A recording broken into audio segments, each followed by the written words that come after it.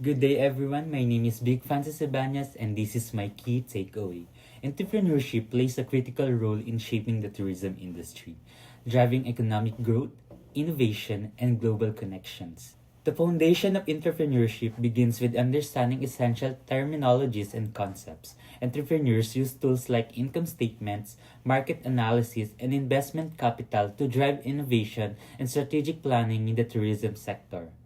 Critical issues in tourism entrepreneurship include the importance of culture in hospitality management and the monetary system that support tourism businesses. By addressing these challenges, entrepreneurs create meaningful and sustainable travel experiences. Entrepreneurs must carefully select business opportunities and develop detailed business plans to succeed in the competitive tourism market. Planning ensures a clear roadmap for growth and sustainability. Entrepreneurial approaches vary across the tourism industry. In Metro Manila, hotels thrive on sound development and management.